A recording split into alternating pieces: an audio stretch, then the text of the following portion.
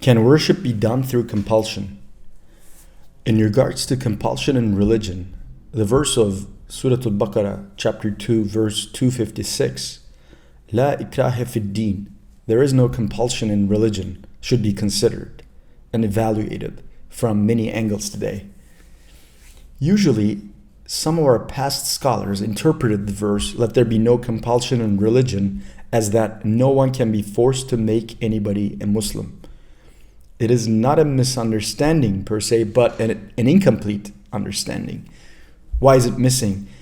Because the principle that there is no compulsion in religion also means that no one can force a Muslim person to perform any Islamic worship. For example, salah, daily prayers. Why is this a big issue? In the past, in line with the integrity of practice and deeds, the discussion, is practice a juz of faith or not, has been the focus. Denominations that distinguished practice from faith, for example, Harijiyyah, declared that those who do not perform salah, daily prayers, as unbelievers, that they wasted their lives. This situation is actually consistent with the tradition that we call the Followers of Sunnah. For example, in Shafi'I and Ashari traditions, there are fatwas in fiqh books, such as, he who does not perform salah deserves to be killed. So how does the Hanafi tradition approach the matter? The statement of Abu Hanifa on this subject is very clear. He says, a person performs salah because of being a believer, mu'min. He's not a mu'min because of performing the salah. Hanafi and Maturidi traditions do not distinguish practice from faith and do not declare as infidel one who does not fulfill the ritual practices. Even in the case of a great sin, they refer the judgment of the sinner to God.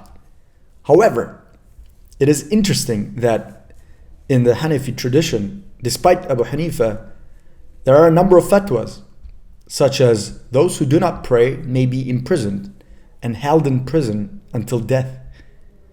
These fatwas lead to the narrowing of the horizons of Muslims today and the repressive attitudes around subjects such as prayer and fasting. You can't force worship practices.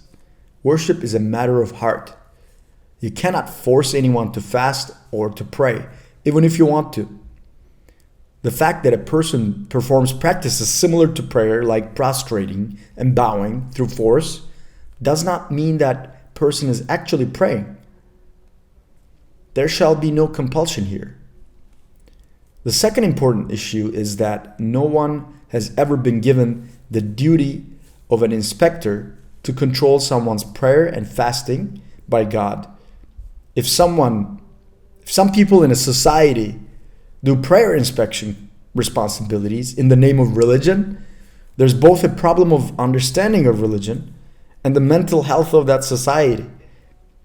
It should not be confused with ordering good and banning evil. Amr bil Maroof wa nahi anil Munkar.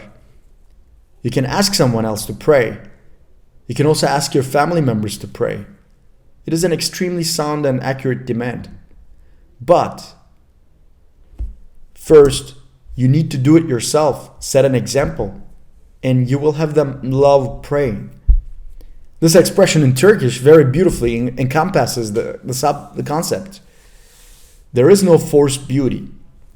You can lead a horse to water, but you can't make it drink. You can neither force anyone to fast nor to pray. The provision of the verse, there is no compulsion in religion, also applies for these points. Islam is in fact a freedom-based religion. Worship frees man. When? When you worship deliberately.